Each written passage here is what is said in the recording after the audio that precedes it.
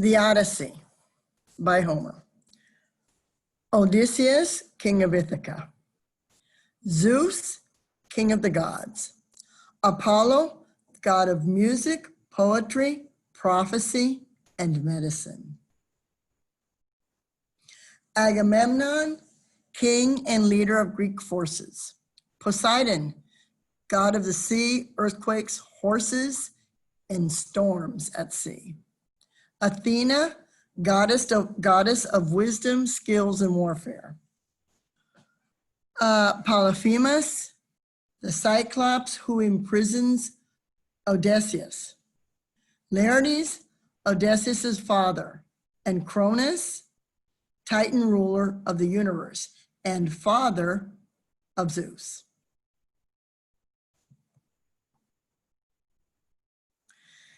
New coasts and Poseidon's son.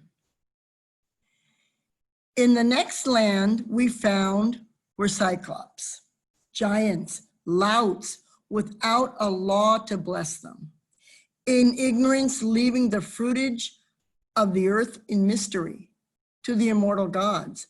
They neither plow nor sow by hand, nor till the ground, though grain, wild wheat, and barley grows untended, and wine grapes in clusters ripen in heaven's rain. All right, what they're saying here is they're in the land of the Cyclops, and they neither farm nor harvest nor collect the grapes nor the wheat. All of this grows in the land of the Cyclops, but they don't attend to any of this.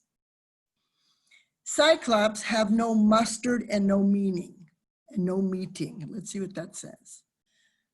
They do not gather, they do not come together as a group. So they really don't have a society. They don't have any sense of community. Okay. No consultation or old tribal ways, but each one dwells in his own mountain cave, dealing out rough justice to wife and child, indifferent to what the others do. Dealing out rough justice to wife and child, they're abusive. They are abusive to their wives and to their children. Well then, across the wide bay from the mainland, there lies a desert island, not far out, but still not close inshore. Wild goats in hundreds breed there, and no human beings comes upon the isle to startle them.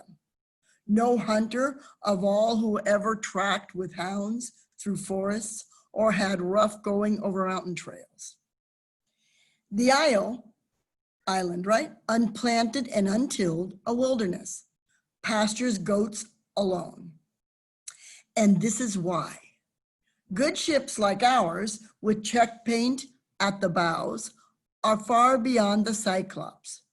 No shipwright toils among them. Let's see what shipwright?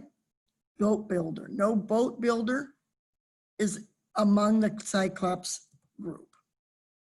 Shaping and building up symmetrical trim holes to cross the sea and visit all the seaboard towns, as men do, who go and come in commerce over water. So the Cyclops, they do nothing of this.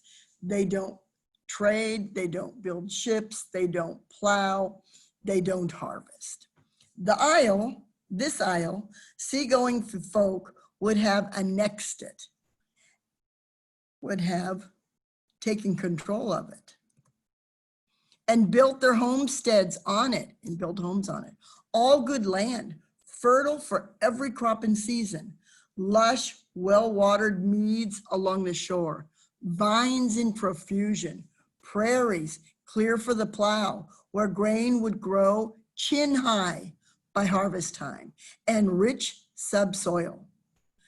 The island cove is landlocked, so you need no hawsers out astern, bow stones or mooring. These are all nautical terms. Hawsers, bow stones, and moorings are different methods of anchoring a boat. You don't need this because it's landlocked, so it's quite calm, is what they're saying. Run in and ride there till the day your crews chafe to be under sail. Grow impatient and want to continue to sail. And fair wind blows. You'll find good water flowing from a cavern through dusky poplars into the upper bay. Here we made harbor. Some god guided us that night, for we could barely see our bows in the dense fog around us, and no moonlight filtered through the overcast. So they really didn't see where they were going. The waves just kind of took them there. It was foggy and they could barely see in front of the ship, right? No lookout. Nobody saw the island dead ahead, nor even the great landward rolling billow that took us in. A billow is probably the waves. The waves that brought them into the cove, right? We found ourselves in shallow water, keels grazing shore. So furled, we rolled up our sails and disembarked where the low ripples broke. There on the beach we lay and slept till morning. When dawn spread her fingertips of rose, dawn is a semi-goddess. So when dawn spread her fingertips of rose, when the sun just started to come up, right? We turned out marveling to tour the isle, while Zeus's shy nymph daughters flushed wild goats down from the heights, a breakfast for my men. Oh, they had some of the goats that came down from the mountains because they're mountain goats. We ran to fetch our hunting bows and long-shanked lances. Those are spears or like swords from the ships. And in 3 companies, we took our shots. Heaven gave us game aplenty. For every one of 12 ships in my squadron, 9 goats fell to be shared. My lot, my portion, was 10. So there all day until the sun went down, we made our feast on meat galore and wine. Wine from the ship, for our supply held out. So many jars were filled at Ismaros from stores of the Sicones that we plundered. Remember when they were at the Sicones, they took their wine. And so they stored it in their ship. They took just about all the supply that the Sicones had. And they got in trouble for it. Odysseus lost many of his men. Okay. We gazed too at Cyclops land, so near. We saw their smoke, heard bleating from their flocks. Bleating is the sound that goats make. Okay. But after sundown, in the gathering dusk, we slept again above the wash of ripples. So we went to sleep again, right near the shore where the water is. When the young dawn with fingertips of rose came in the east, I called my men together and made a speech to them. Oh, shipmates, friends, the rest of you stand by. I'll make the crossing in my own ship with my own company to find out what the mainland natives are. For they may be wild savages and lawless, or hospitable and God-fearing men. Remember that one of the Greek values is to be hospitable and offer things to your guest. That is one of the Greek values, and Odysseus represents these values as well as leadership. So he turns to the other ships and said, I will go on my ship with my men to investigate the Isle of the Cyclops. You people and your ships stay here, right? At this, I went aboard and gave the word to cast off by the stern. My oarsmen followed, filling into their benches by the rowlocks where they're supposed to row. They each sit in a place, braces that lock the oars to the boat. Okay. And all in line dipped oars in the gray sea. As we rowed on and nearer to the mainland, at end at one end of the bay, we saw a cavern yawning above the water. So yawning is like a mouth opening up, right? An open cavern. Screened with laurel. Laurel is a Greek spice, laurel. Okay. And many rams and goats about the place, inside a sheepfold. I'm guessing like a corral. Let's see what it is. Oops. Enclosure for sheep, like a corral. Okay. Made of slabs of stone, earth fast, attached to the earth, stuck into the ground. Between tall trunks of pine and rugged, towering oak trees. A prodigious man, huge, slept in this cave alone and took his flocks to graze out in the field, remote from all companions, knowing none but savage ways, a brute so huge he seemed no man at all of those who eat good wheaten bread, but he seemed rather a shaggy mountain reared in solitude. All right, here we have the description of the Cyclops. He's a huge man.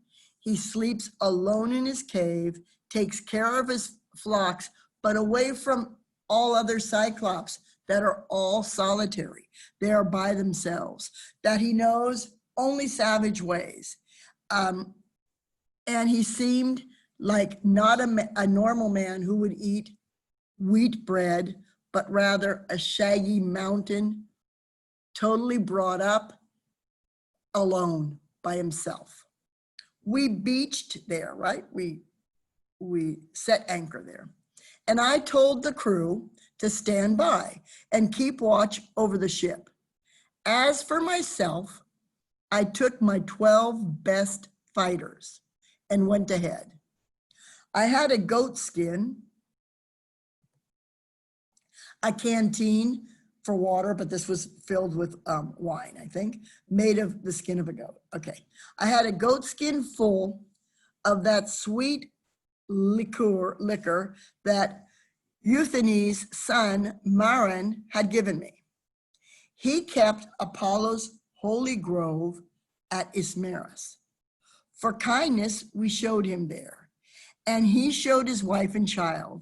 He gave me 7 shining gold talents, coins, perfectly formed, a solid silver wine bowl, and then this liquor, 12 two-handled jars of brandy, pure and fiery.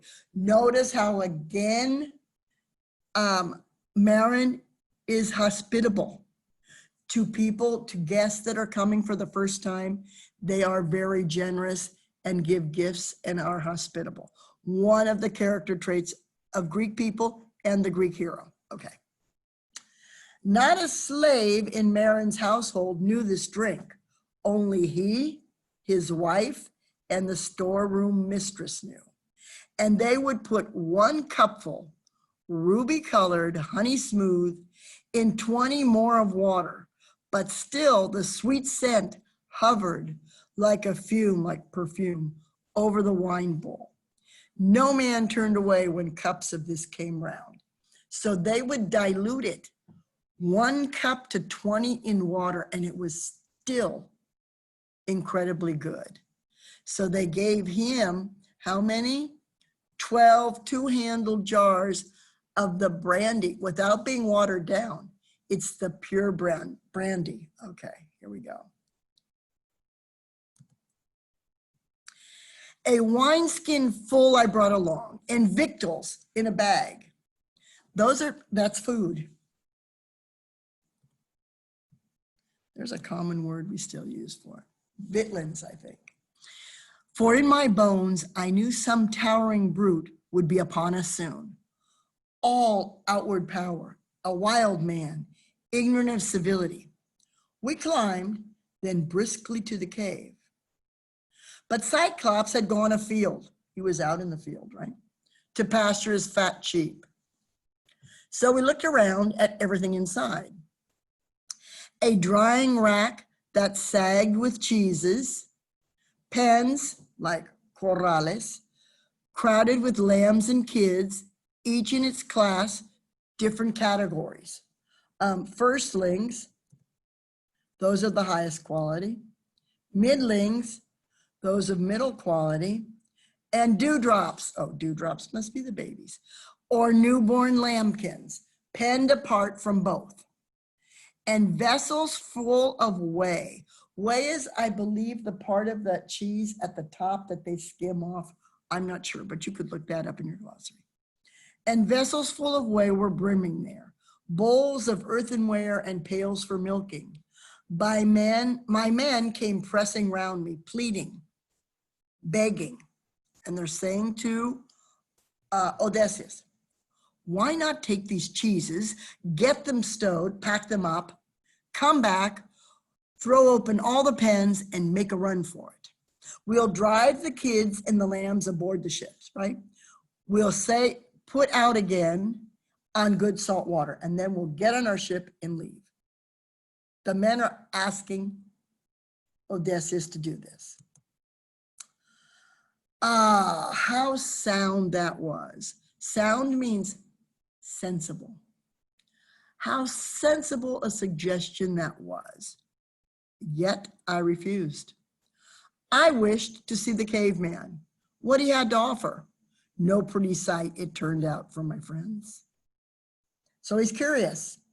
He doesn't want to do the suggestion of the crew.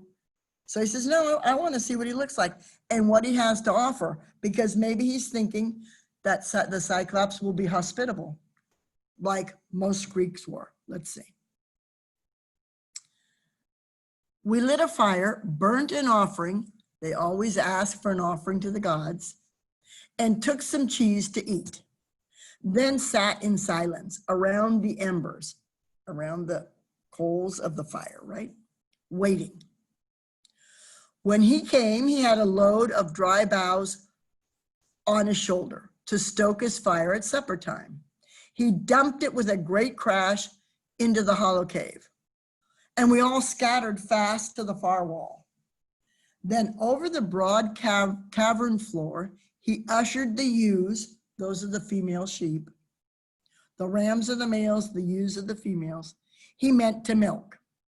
He left his rams and the he-goats in the yard outside and swung high overhead a slab of solid rock to close the cave, because he's super strong, right? 24 four-wheeled wagons with heavy wagon teams could not have stirred the tonnage of that rock from where he wedged it over the doorsill. Next, he took his seat and milked the bleeding cows. No, and milked his bleeding ewes. He practiced, two mistakes. A practice job he made of it, giving each ewe her suckling, her baby kid, thickened his milk, then into curds and whey, sieved out the curds to drip in withy baskets. Withy, I think, are straw baskets, twig baskets, okay. And poured the whey to stand in bowls, cooling until he drank it for his supper. When all these chores were done, he poked the fire, heaping on brushwood. In the glare, he saw us. Uh-oh. Strangers, he said, who are you? And where from? What brings you here by seaways? A fair traffic? Asking, are you coming to trade? Or are you wandering rogues?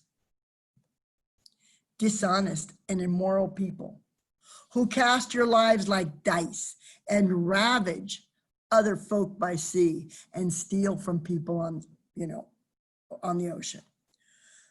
We felt a pressure in our hearts, in dread, in fear of that deep rumble and that mighty man.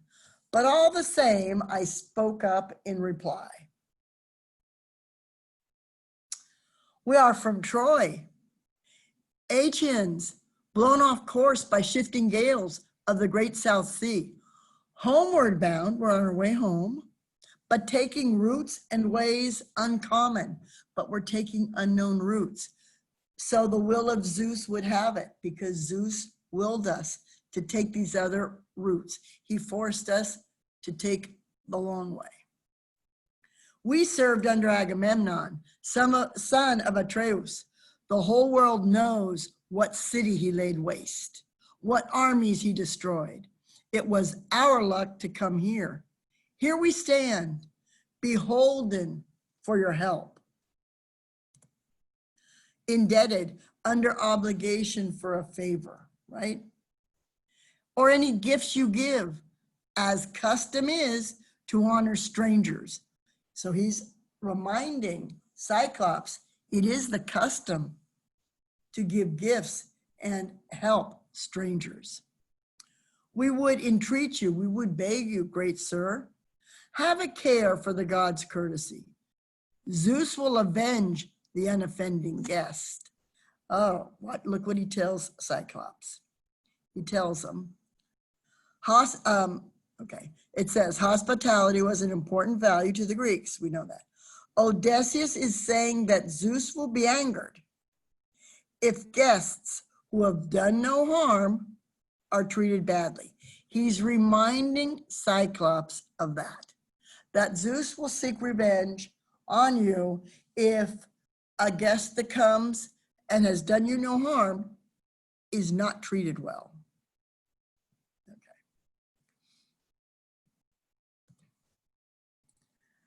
He, Cyclops, right, answered this from his brute chest, unmoved. You are a ninny. That's a fool, I'm sure. You're a fool. Or else you come from the other end of nowhere, telling me, mind the gods. We Cyclops care not a whistle for your thundering Zeus, or all the gods in bliss. We have more force by far. I would not let you go for fear of Zeus, you or your friends, unless I had a whim to. I wouldn't let you go because I fear Zeus. I'd let you go because I want to, or not. Okay? Tell me, where was it now you left your ship? Around the point or down the shore, I wonder? He thought he'd find out, but I saw through this and answered with a ready lie. Here's another example of a characteristic of a Greek hero. He's quick, he's clever, he's intelligent, he's astute. He sees that the Cyclops wants to know where he left his ship. He sees through that curiosity and he's ready with a lie. Let's see what he tells him. My ship, Poseidon Lord, who sets the earth a tremble, broke it up on the rocks at your land's end. A wind from seaward served him, drove us there. We are survivors, these good men and I. Neither reply nor pity came from him, but in one stride, he clutched at my companions and caught two in his hands like squirming puppies to beat their brains out, splattering the floor. And then he dismembered them and made his meal. Gaping and crunching like a mountain lion, everything, innards, flesh, and marrow bones. So what did he do? He snatched up two companions of Odysseus, squeezed them like puppies, and ate them. He beat their brains out and ate them. Everything. Organs, bones, flesh, everything. Question. Why does Odysseus lie and say that he and his men are the victims of a shipwreck? He doesn't want the Cyclops to know who he is. He's trying to humiliate the Cyclops. He wants to protect his ship and the rest of the crew. He wants to capture the Cyclops and abduct him. Of course, he knows he can't capture the Cyclops and abduct him. the Cyclops is huge and strong. He also is not going to try to humiliate him because he's in his cave and he's almost captive of him. So between the first, he doesn't want the Cyclops to know who he is. We don't know that. He's thinking about his ship, the other ships down below, and the men, because the Cyclops is trying to find out where the ship is. So we would say this one. Let's see if we get it right. Correct. Here we go. Next. Here's the cave that they're in, if you look at the picture. Okay.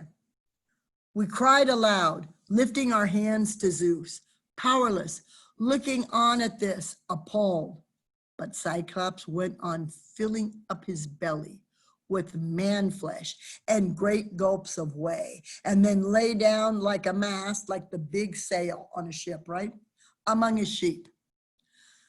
My heart beat high now at the chance of action, and drawing the sharp sword from my hip, I went along his flank to stab him where the midriff holds the liver, in the part of the stomach where the liver is, right? I had touched, because the Cyclops ate so much and drank the way, he lay down and he's sleeping. I had touched the spot when sudden fear stopped me, stayed me. If I killed him, we perished there as well, for we could never move this ponderous doorway slab aside. We would never be able to push that huge boulder aside from the entrance to the cave. So we were left to groan and wait for morning. When the young dawn with fingertips of rose lit up the world, the Cyclops built a fire and milked his handsome ewes, all in due order, putting the sucklings to their mothers. Then his chores being all dispatched, completely done, he caught another brace of men, another group, I guess. Let's see what it says. Pair of men to make his breakfast, and whisked away his door slab to let his sheep go through. But he, behind, reset the stone as one would cap a quiver, as one would put a cap on their arrows that they hold in their back, and they put a top on the arrows. It was as easy for him to move the rock as it was to put a cap on the quiver. Okay.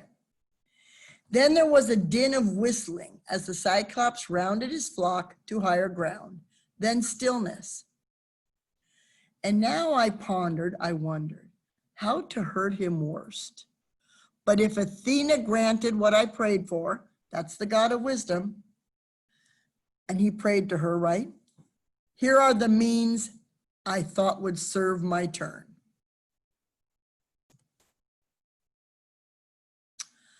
A club or staff lay there along the fold, an olive tree, felled green and left to season, like to get to be cured, for Cyclops' hand. And it was like a mast. It was so huge. It was like the big part where the sail goes on the ship. A lugger of 20 oars, broad in the beam, a deep sea-going craft might carry. So long, so big around it seemed. Now I chopped out a 6-foot section of this pole and set it down before my men, who scraped it. And when they had it smooth, when it was smooth, I hewed again. I carved it again, okay? To make a stake with a pointed end. Look up here. That's what he did. He made a stake with a pointed end. I held this in the fire's heart and turned it, toughening it. He put it in the fire, toughening it, then hid it well back in the cavern, under one of the dung piles in profusion there, where all the sheep poop was. He hid it under it, right? Now came the time to toss for it. Who ventured along with me? Whose hand could bear to thrust and grind that spike in Cyclops' eye when mild sleep had mastered him. As luck would have it, the men I would have chosen won the toss. 4 strong men, and I made 5 as captain because he's the leader, right? So what's the plan? At one point they need the 5 men to carry that huge stick that's sharpened at one end, and they're going to jam it in the Cyclops' eye. He only has one, right? They're going to blind him. Let's see. As evening came, the shepherd, that's the Cyclops, with his flock, his woolly flock, the rams as well, this time entered the cave. By some sheep herding whim or God's bidding, none were left outside. He hefted his great boulder into place and sat himself down to milk the bleeding ewes in proper order, put the lambs to suck, and swiftly ran through all his evening chores. Then he caught 2 more men and feasted on them. My moment was at hand, and I went forward holding an ivy bowl of my dark drink, looking up and saying, of course, this is an example of a Greek hero's courage, right? He stepped up with the wine that he had, with the special liquor that he had. Cyclops, try some wine.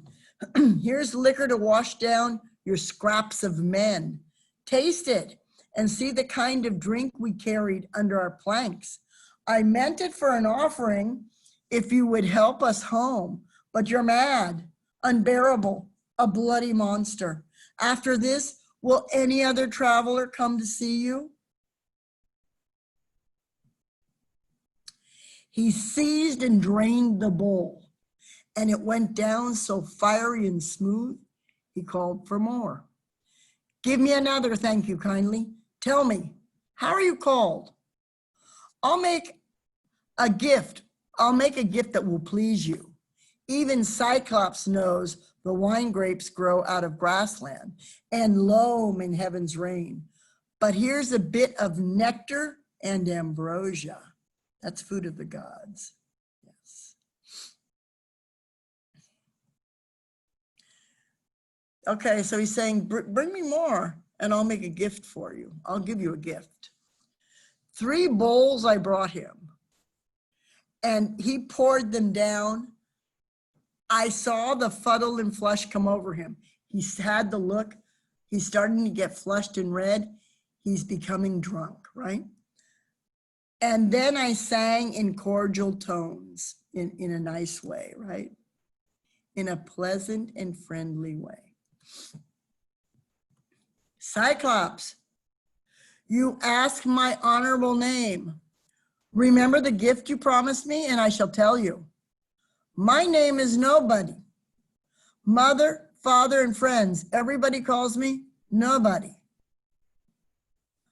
And he said, nobody's my meat then. After I eat his friends, others come first. That's a noble gift now. Even as he spoke, before we go, look how clever Odysseus is. He says to the Cyclops, oh, you wanted to know my name. He doesn't tell him his name. He changes it a bit and says, nobody, like nobody. My mother, my father, they all call me Nobody. All right, even as he spoke, he reeled and tumbled backward, his great head lolling to one side, and sleep took him like any creature. Drunk, hiccuping, he dribbled streams of liquor and bits of men. Now, by the gods, I drove my big hand spike deep in the embers. He took up the spike and he put it in the flames, right? Charring it again, and cheered my men along with battle talk to keep their courage up. No quitting now. The spike of olive, green though it had been, reddened and glowed as if to catch on fire. I drew it from the coals, and my 4 fellows gave me a hand, lugging it near the Cyclops as more than natural force nerved them. Straight forward they sprinted, lifted it, and rammed it deep in his crater eye, his eyeball. And I leaned on it, turning it as a shipwright turns a drill in planking, having men below to swing the 2-handed strap that spins it in the groove. So with our brand, we bored that great eye socket, while blood ran out around the red hot bar. Eyelid and lash were seared, the pierced ball hissing, broiling, the roots popped. In a smithy, that's a blacksmith where they make horseshoes, or you've seen it on TV where they make weapons and tools. In a smithy, one sees a white hot axe head or an adze plunged and wrung in a cold tub. You've seen it when they put something red hot in water and it sizzles, right? Screeching steam, the way they make soft iron strong and hard, just so that eyeball hissed around the spike. That's exactly what happened to the eyeball. The Cyclops bellowed, he screamed, and the rock roared around him, and we fell back in fear. Clawing his face, he tugged the bloody spike out of his eye, threw it away, and his wild hands went groping. He can't see, so he's like grabbing in the air. Then he set up a howl for Cyclops, who lived in caves on windy peaks nearby. He started to shout out to the other Cyclops that are farther away. Some heard him. They came by diverse ways. They came by different routes, right? To clump around outside and call, because he's inside. What ails you, Polyphemus?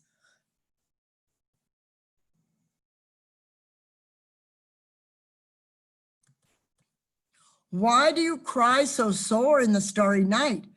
Will you not let us sleep? Sure, no man's driving off your flock. No man has tricked you, ruined you. So to whom does Polyphemus call for help after he has been blinded by Odysseus and his men? He doesn't call the other gods, he calls the other Cyclops that are living nearby. Correct.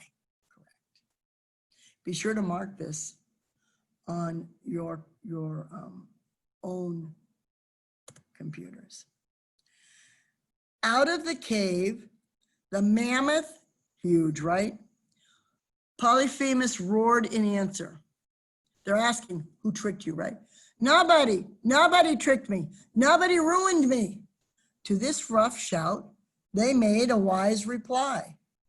Oh, well, if nobody has played you foul, there in your lonely bed, we are no use in pain given by great Zeus. Let it be your father, Poseidon Lord, to whom you pray. So what are they saying? They're saying the other Cyclops are saying they can't help him if his pain is caused by Zeus or fate. They suggest that he appeal to his father, Poseidon, the god of the oceans, because he answers nobody, like Odysseus said what his name was, and the other Cyclops interpreted as nobody tricked him. All right, so saying, they trailed away, and I was filled with laughter to see how like a charm the name deceived them. Now Cyclops, wheezing as the pain came on him, fumbled to wrench away the great doorstone and squatted in the breach with arms thrown wide for any silly beast or man who bolted, hoping somehow I might be such a fool. So what did he do? He took away the huge boulder, but he sat in the middle of the opening and outstretched his arms, so if any ram or sheep or man tried to get by, he would grab them, right? But I kept thinking how to win the game. Death sat there huge. How could we slip away? I drew on all my wits, on all my intelligence, and ran through tactics, reasoning as a man does for dear life, until a trick came, and it pleased me well, and it worked out well. The Cyclops' rams were handsome, fat, with heavy fleeces, a lot of wool. They had a lot of wool. A dark violet. And you're going to look at this picture afterwards. Three abreast. I tied them silently together, twining cords of willow from the ogre's bed. So he tied 3 rams together using the willow cord from the Cyclops bed. Then slung a man under each middle one. So he has 3 together, and he ties one of his crew under the ram in the middle to be shielded right and left. So 3 sheep could convey each man. I took the wooliest ram, the choicest of the flock, and hung myself under his kinky belly, right up tight, with fingers twisted in sheepskin ringlets for an iron grip. So breathing hard, we waited until morning. Okay, I've got a cough, so hold on.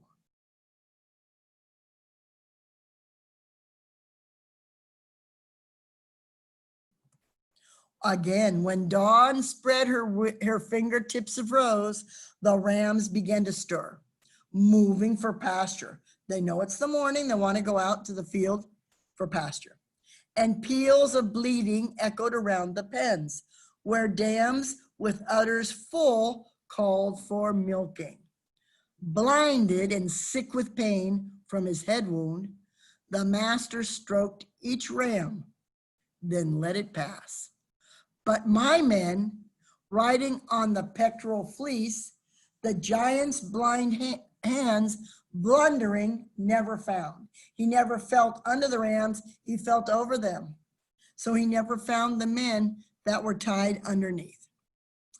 Last of them all, my ram, the leader, came, weighted by wool and me with my meditations. The Cyclops patted him, and then he said, "Sweet cousin ram, why lag behind the rest in the night cave?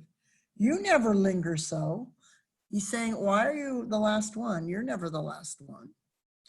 But you graze before them all and go afar to crop sweetgrass and take your stately way, leading them along the streams until at evening you run to be the first one in the fold. Why now so far behind? Can you be grieving over your master's eye? Cyclops is name calling. Literally, this phrase means that Odysseus is a dishonest piece of rotting flesh. Okay, hold on.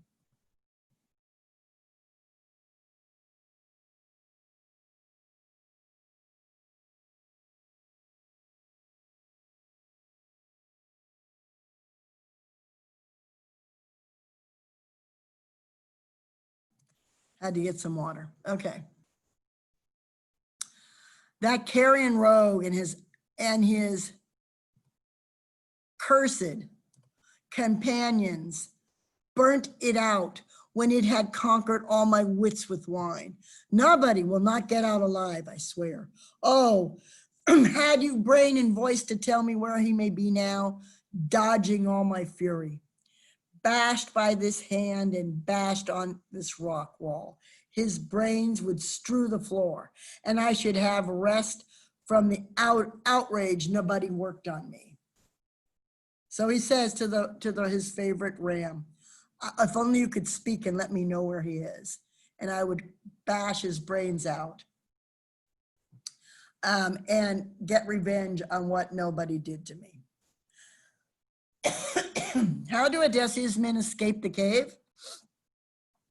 By hiding behind a group of sheep, by crawling in the sheep pens, by hiding underneath 3 sheep tied together, each one, or by crawling around. Well, they hide, each one hides underneath 3 sheep.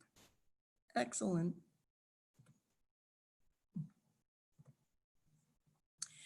He sent us into the open then. Close by, I dropped and rolled clear of the ram's belly, going this way and that to untie the men. With many glances back, we rounded up his fat, stiff-legged sheep to take aboard and drove them down to where the good ship lay. We saw, as we came near, our fellows' faces shining. Then we saw them turn to grief, tallying those who had not fled from death. Okay. He takes the men, they untie from the sheep because the Cyclops can't see, right? They take the ships down, they take the sheep down to the ships. And as they're nearing the ships, the crew on the other ships have a happy face. But as they near, their faces change because they realize that not all the group is complete, that some of the men are missing. So they know that they've probably died, right? I hushed them, jerking head and eyebrows up, and in a low voice told them, load this herd, move fast, put the ship's head towards the breakers, towards the waves, right? They all pitched in at loading, then embarked and struck their oars into the sea. Far out, as far off shore as shouted words could carry. Let's see what Odyssey does and if it was the right thing to do. I sent far out, as far offshore as shouted words would carry. I sent a few back to the adversary, to his enemy. O Cyclops, would you feast on my companions? Puny am I in a caveman's hands? How do you like the beating we gave you, you damned cannibal, eater of guests, under your roof? Zeus and the gods have paid you. Okay, question. Why do the faces of the men on the ship turn sad?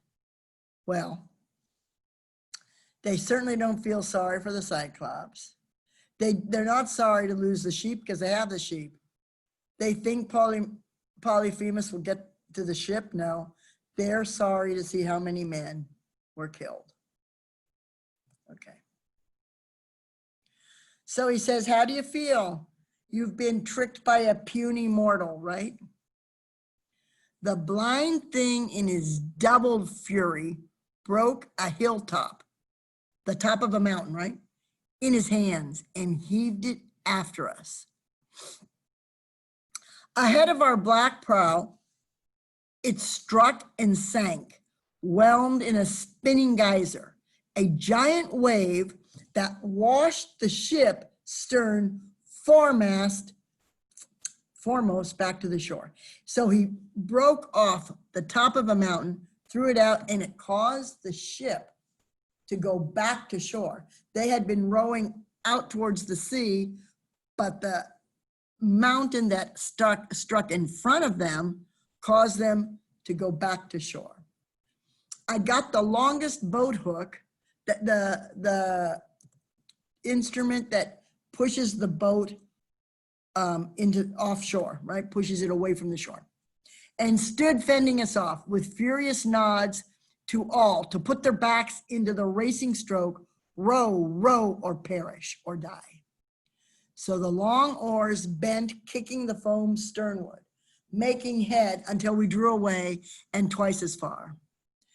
Now, when I cupped my hands to my mouth, right, I heard the crew in low voices protesting. God's sake, Captain, why bait the beast again? Why are you taunting him again? Let him be alone. The tidal wave he made the first throw us all but beached us. The first tidal wave he caused all but made us go on shore, all but stove us in. Stove means all that crushed us in. Giving him our bearing with your trumpeting. He'll get the range and lob a boulder. Aye, he'll smash our timbers and our heads together. I would not heed them in my glorying spirit, but let my anger flare, and yelled,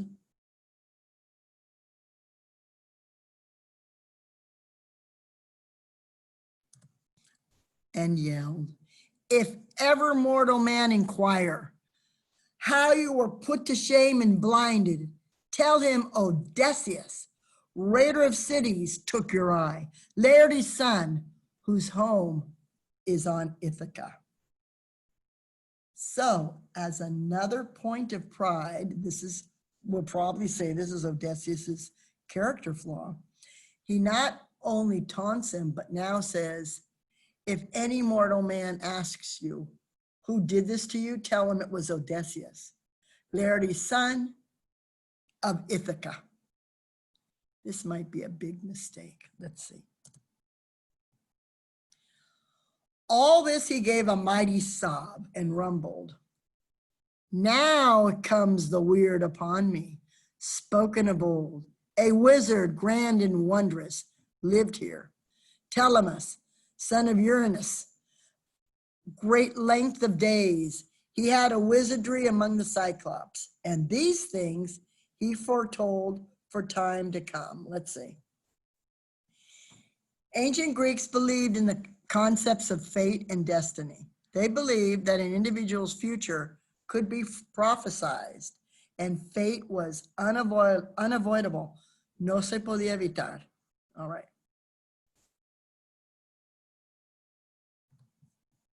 I'm going to cough again, so hold it.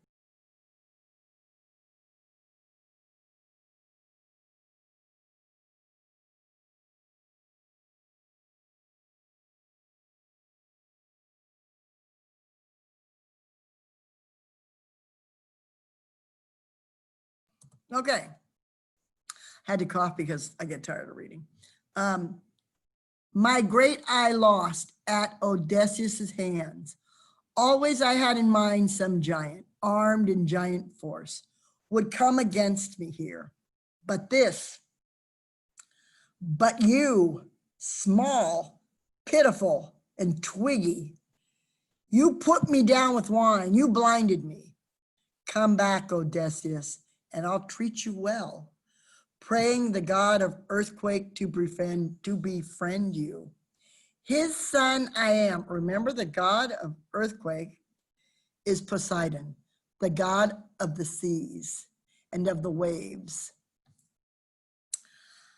His son I am, for he, by his avowal, fathered me. He declared and acknowledged that he's my father, right? Poseidon is the Cyclops' father. And if he will, he may heal me of this black wound. He and no other of all the happy gods of mortal men. Few words I shouted in reply to him. If I could take your life, I would, and take your time away, and hurl you down to hell. The god of earthquake could not heal you there. So this is back and forth. This is Odysseus telling, well, if I could take your life and throw you to hell, Poseidon couldn't heal you there, right?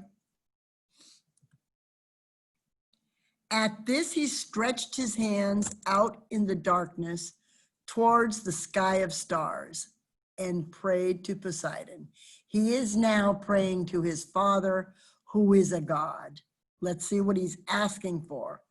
Oh, hear me, Lord, blue girdler of the islands, king of the seas. They surround the islands, right? If I am thine indeed, and thou art father, grant that Odysseus, raider of cities, never sees his home. Laertes' son, I mean, who kept his hail on Ithaca. Should destiny intend that he shall see his roof again among his family in his fatherland, far be that day, and dark the years between. So he's saying, if it is that Odysseus should eventually reach home and his fatherland again, make it be a long time, Far be that day, and with much darkness, and with many, many dangerous encounters. Let him lose all companions and return under strange sail to bitter days at home. And may all his crew die and have, when he does return, have bitter days at home. In these words he prayed, and the God heard him. Now he laid his hands upon a bigger stone and wheeled around, Titanic for the cast, to let it fly in the black proud vessel's track. But it fell short, just before, I think. Oh, just in the back of the steering oar. And whelming seas rose giant above the stone to bear us onward toward the island. So it was huge, and it shoved them off towards the island. There, as we ran in, we saw the squadron waiting, the trim sails drawn up side by side, and all our troubled friends who waited, looking seaward. We beached her, grinding keel in the soft sand, and waded in ourselves on the sandy beach. Then we unloaded all the Cyclops flock to make division, to divide it, right? Share and share alike. Each one got the same amount. Then we unload, share and share alike. Only my fighters voted that my ram, the prize of all, should go to me. Well, of course, he's the leader, and, you know, he gets the best. I slew him by the seaside and burnt his long thigh bones to Zeus beyond the storm cloud. Okay, another example. He made a sacrifice to Zeus. I'm hoping that nothing bad will happen, right? Cronus' son, remember Zeus is Cronus' son. Cronus is the father of all the gods, who rules the world. But Zeus disdained my offering. He refused my offering. Destruction for my ships he had in store, and death for those who sailed them, my companions. Now all day long, until the sun went down, we made our feast on mutton, on the sheep, and sweet wine, till after sunset, in the gathering dark, we went to sleep above the wash of ripples. But if we go back up here, he's kind of telling us what's going to happen.